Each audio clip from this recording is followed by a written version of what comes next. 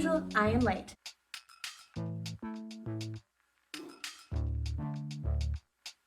Hello and welcome back to my YouTube channel. My name's Courtney, you can call me Courts, and today I am going to do a really fun thing that I've been trying to do for myself for months, since the new year basically, which is write a short film, okay?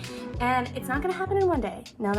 It's not gonna happen overnight, but I'm taking the first step, and the first step is writing.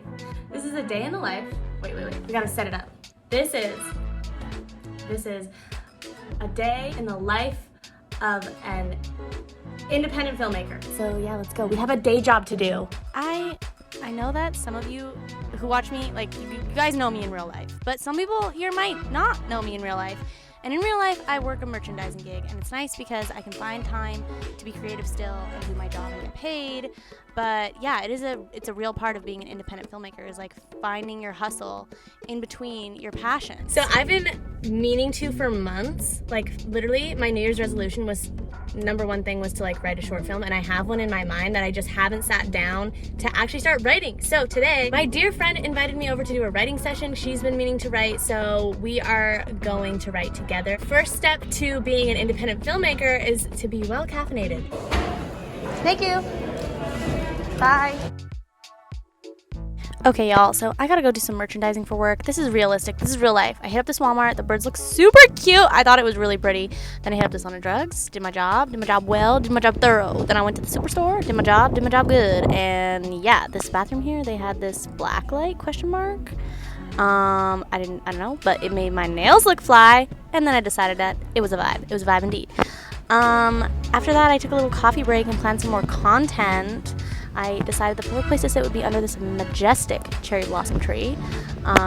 Yeah, it was soups stunning. This girl complimented my coat. Thank you. I love you. Yeah, had a little samosa. Got a little brain food in me. Veggie samosa. Sat under the tree trying to be candid, like writing, but I couldn't stop looking into the camera because I'm awkward. And then I just ultimately decided that the tree was prettier than me. So yeah, she's vibes. Spring. And then I finally made it to my friend's house, Ragini, and it was time for me to pitch her my script / explain my ideas to her and get her thoughts. I love you. Very serious film, okay? Yeah. Very serious. Is it? It's so serious. Anyways, we had a fight about it, and I ran out of the house crying, and I ran down the block, and I sat on the curb, somewhere I normally never go, but I just ran, and I was upset, and I'm like sitting, and I'm crying, and I noticed there's two people in a parked car, and I'm like, oh, this is uncomfortable, like they just see me crying, and I was like crying loud, like it was like, like it wasn't like, you know? And so I'm like uncomfortable, and I get up and I walk around the block, and I think I like go back to the house or whatever. I go out the next morning, and I think I had a joint rolled to like smoke away my pain. And so I'm sitting on the curb. I walk over to that same curb where I sat the night before, which is again somewhere not where I normally sit. Normally I just sit in front of my house. And I'm sitting there smoking this joint, and this guy comes out across the street, and there's like a co-op apartment, like townhouses, and he comes across the street, and he's like, oh, hey, like, how's it going? I'm like, oh, like, why are you talking to me? I'm hungover and I'm pissed off. Don't talk to me. And he's like, did you see that girl last night? That woman? She was like screaming, running for her life. And I was like, huh? And he pulls up this Ring door footage on his phone. And he's like, this girl, she came out, look at 1 a.m. or whatever time it was, 2 a.m. Did you see her? Like, she was so scared. She was running for her life. And I was like, no, I don't know who that is. It was me. It was me. Only you. Yeah. And there's two girls in the parked car, right, that I noticed, which is why I got up and left.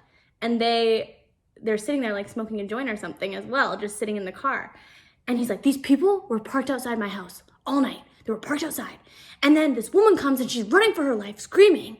I don't know what's going on. I don't know how long they've been watching me. And he's like going crazy, like he's tripping. The whole time talking to him, just denying him because I didn't need to give him any more unnecessary information. So I was like, oh yeah, no, like weird. And I go back and I immediately tell Trevor, and I have this idea for a film where the exact same thing happens. A girl gets in a fight with her boyfriend. She goes out to like have a sob on the curb. There just happens to be two people hotboxing a car. She leaves.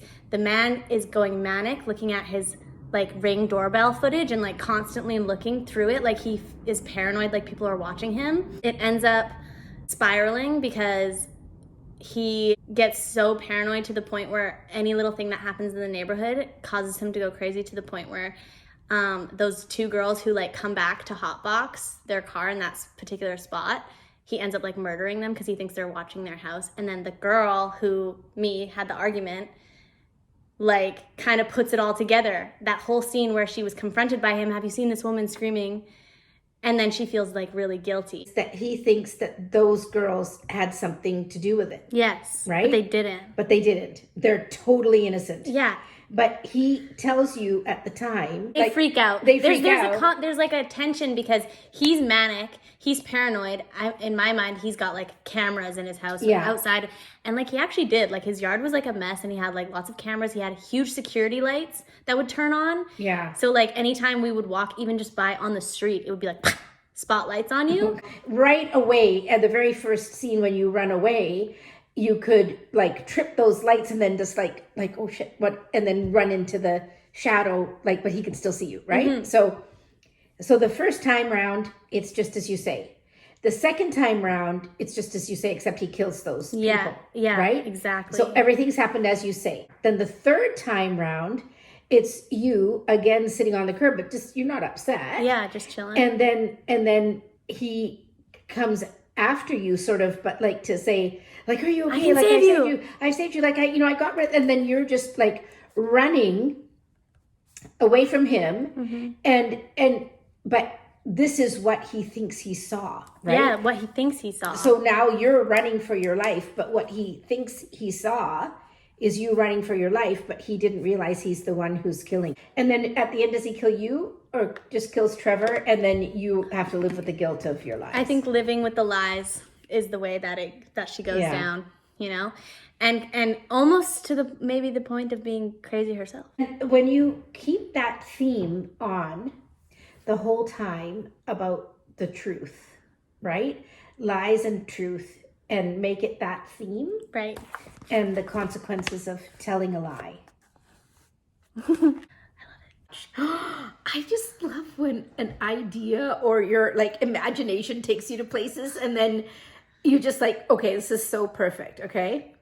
I love it. So this is in the book of John, chapter 8, verse 32. So John 8:32. Then Jesus said to the Jews who had believed in him, if you continue in my word, you are truly my disciples, and you will know the truth, and the truth will make you free. That's so interesting.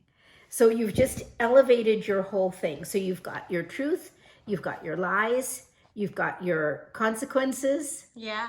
Well, I feel like in his mind, if the truth sets you free, then lies lead to your demise. Well, my goal is to have this made for Halloween, the 31st. Okay, my lovely friend Ragini showed me this extension. I think you can Google it and add it to your Google extension, but you add it to your drive and it's just called Yumi Script, so that when you go into your Google Drive and you hit new, after you add the extension to your Google, it will just be here. And you click Yumi Script. It's a very simple script writing platform, but if you're poor, it's a great place to start. Et voila. So Ragini and I have known each other, oh my gosh, almost 7 years now. We met in an improv class when I first moved to Vancouver. I was 19, and at the time she was a school principal, and she quit her job to pursue screenwriting, which is so amazing. She inspires me so much, and we just have such a beautiful friendship. She also has a degree in literature, I'm pretty sure. So she's a badass. And it's pretty much a day. That is pretty much a day in my life as a person who sometimes writes movies and needs to carve time for that. So I hope that you enjoyed. I hope this was fun for you. It was fun for me, and I look like butt.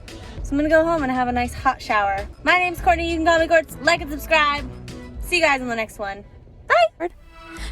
Is it actually going? It's going. Okay, congratulations. You made it to the end of the vloggy vlog. That makes you my favorite person on the face of the earth. Please check out my Instagram and my TikTok. It's a lot of fun there. I'm happy to have you. Have a nice day. Bye-bye.